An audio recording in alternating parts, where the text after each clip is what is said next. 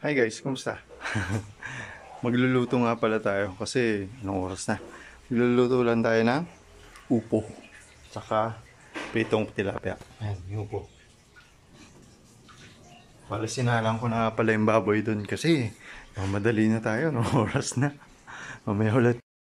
So guys, nagmamantika na siya. Haluin ko lang muna. Wait lang. So balikan natin ulit yung mamaya. So kundi pa guys.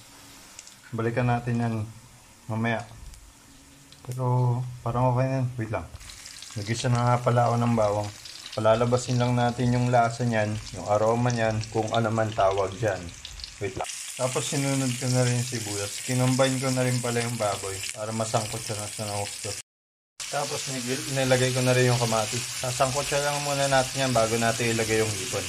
May hipon pala kanina, hindi ko nakita. Tapos nilagay ko na yung hipon. Sabay-sabay natin sasangkot siya. Tapos titimplahan natin ng paminta betchin. So okay na guys, natimplahan ko na siya ng betchin tsaka ng paminta. Sasangkot siya lang muna natin yan. So okay na guys. Pwede na natin ilagay yung upo. Wait lang. So nalagay ko na yung upo. Ang history nga pala niyan, dapat nung Friday, yan ang iluluto ko instead na kamansi. Eh, sabi ni Kuya Michael, yung kamansi na lang daw. Pang community. Haluin ko lang muna yan, tapos tatakpan natin. Tapos ilalagay na rin natin yung sabaw ng hipon.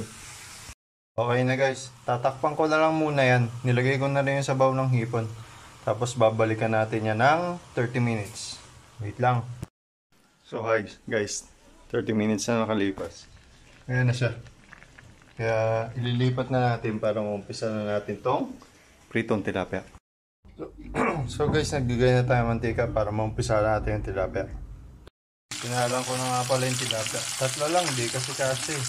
I mean, mga ano eh. Basta, yan na lang. Binimixed ko na nga pala. Tapos binuhay natin to ulit to. Kukuluin lang natin ulit siya. So okay na guys, pwede na yan. Para masalang na natin to. Wait lang. So okay na guys. Yummy! So paano guys, nakaluto na tayo. Yun o. Yummy! Kayahan ko na lang to. Kaya tara, kain tayo.